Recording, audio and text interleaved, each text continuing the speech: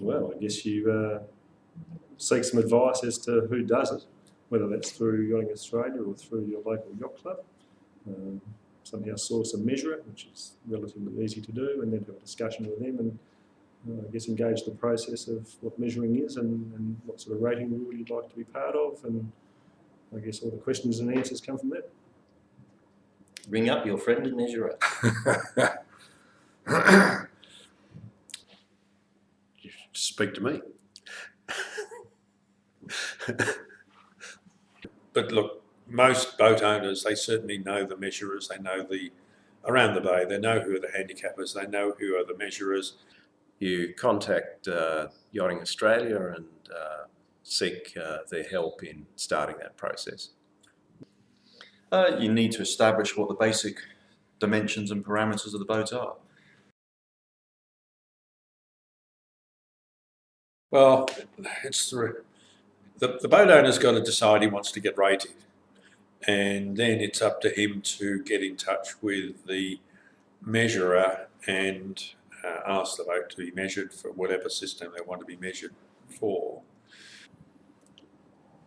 Okay, a boat owner would need to contact me. We could discuss some of the finer points of boat preparation. Contact me. Make a date with the yacht club to organise to have his boat slipped. Empty it, get it into measurement trim, which basically means stripping it out and having it ready to have a tape measure run over it and the sails. And get the boat weighed. Okay, so there's a bit of preparation for getting a boat measured. The boat will have to be in a certain condition, but it wouldn't be, as a boat owner, not being too overwhelmed with that. It's pretty simple. You just got to clear the boat out and have yourself there or a representative on the day to help the measurer. Be actively involved in the measurement process is my recommendation. Well, it depends on what you want to do in the future with your boat. If you'd like to go category 2 or 1 sailing, Sydney Hobart, Melbourne Hobart, Brisbane Gladstone type races, you'll need to have some stability evidence. And so in that case, you'll have to have some sort of rating applied to your boat potentially, yes. No, not necessarily. It depends what rating you are wanting to go with. So there's a range of rating options if you're wanting to do offshore and those kind of races where you'd have to have the boat measured. I guess if you want to race under a measurement system, then yes, I believe it does. Usually, yes, because no two boats are the same. Sometimes there are some very tightly controlled classes which allow you to get away with it without it being measured, but 99 times out of 100 get the boat measured. The important thing though is that the more accurate the data is, the more accurate the rating is going to be.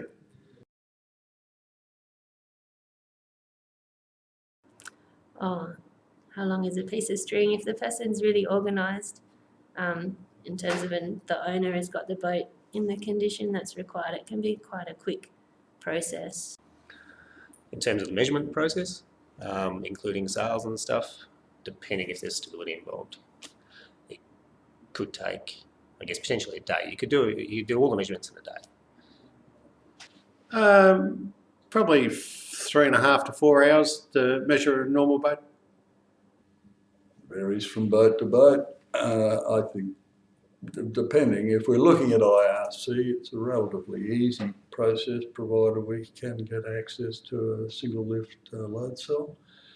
And I would envisage that most boats up to about 40 foot could be handled within 4 or 5 hours. When it comes to inclinations, that's a slightly different issue, and it would probably take probably 7 hours. There's a fair bit of paperwork to coordinate back on the computer. Basically a day. For me, I break it into two sessions. One, you do the out of water measurements, which is an hour and a half. Out of water measurements is the weight, the draft, and then while it's empty, you do the overhangs when it's back in the water. So that takes an hour to an hour and a half. And then I'll do another session where I'll do the sails, rig, beam, length over oil, and that sort of thing. That takes an hour to an hour and a half. A little boat takes less time than a big boat, but typically, 3.5 hours pretty well crunches it in total. The good thing is that never assume it's going to be done by tomorrow. Give it as much time as possible.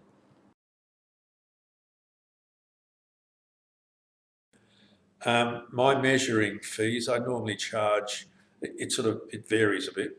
My measuring costs would be $70, $80 an hour. Cost at the moment, a measurer's cost would probably be of the order of $100 an hour. And experienced measurers can probably manage to do the measurement for a couple of $100 for an IRC and maybe $500 to $800 for an ORCI. There's two components. One is the actual cost of the certificate. So at the minute, an IRC certificate is $33 per metre of boat length, and that's the annual certificate. And then on top of that, there's the actual measuring, which basically is a measurer at an hourly rate. And there would also typically be a fee for hire of scales and that sort of thing if you need to get it weighed, and potentially, if you need to get it lifted or whatever, there's also a tammy lift charge. So two or three components: measurer, scales, possibly hard stand or lifter. Yeah, boat weighing is the most expensive part. This is why in Sydney we tend to have weighing days where we organise maybe 10 or 15 boats in one day. Keep the cost down. The cost depends on the system that you want to be rated for. It usually attracts a fee on a per metre length of boat basis for the issuing of the rating certificate. However, there's also an additional separate charge for the measurer fee as well. IRC a couple of hundred. ORC might be 600 or 700. Again, it depends on the system. It basically, the systems that I'm involved with the IRC, we work on we're a non-profit making organisation, but we do rely on income from IRC so that we can keep the system developing, we can get the software up and running, we can make sure it's all working. So it costs, the simple analogy that I've always used is that an IRC certificate costs about the same as one spare jib sheet per year, or about 3 pints of beer per crew member.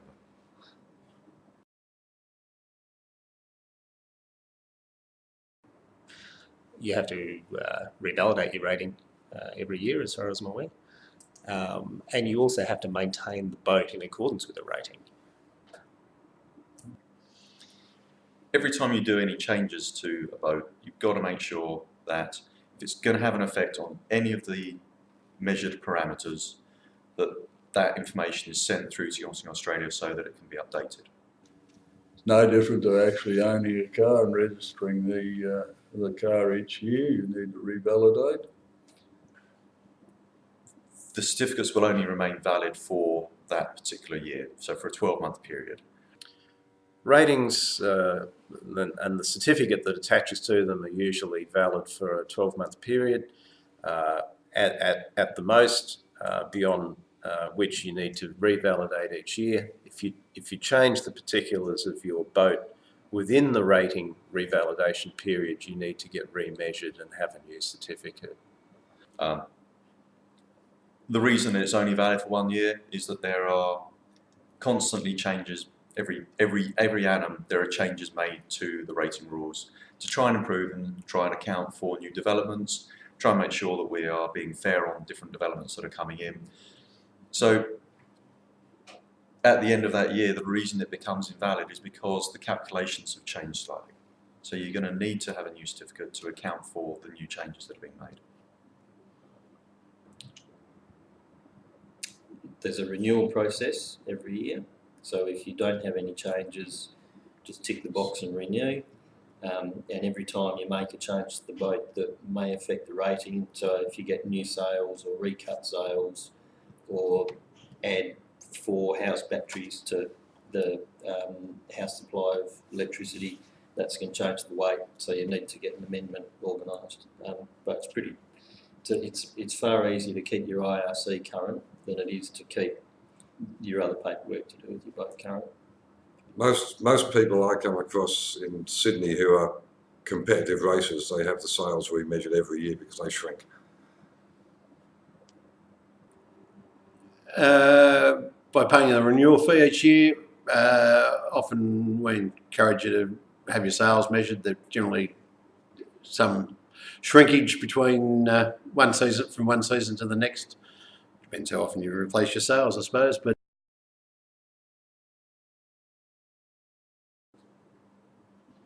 Good question. I mean, I think it depends where in the world it is. I mean, some people it's the whole measurement process. I mean, some people it's having to get the boat measured, having to go through that whole process. Can be an issue, but in other areas maybe there's not enough information from the local club as to how to get it done. I think that's a question. That's something which tends to be peculiar to different areas. Problems are usually none other than preparation. So the yacht needs to be put into the measurement condition. I don't think there's too many problems. The big effort is getting the boat in measurement trim, Yeah. which is stripping it out. You know, and anyone that's got a boat knows that after 12 months there's stuff brought on board every day that never gets taken off. To strip it out, depending on how old the boat is, can be a mate's job. But to be honest, if you've got a cruising boat, which you use for Saturday racing, and you've got to strip it out, it's a hell of a job. But it's a good opportunity to clear out a lot of crap you collect on boats anyway.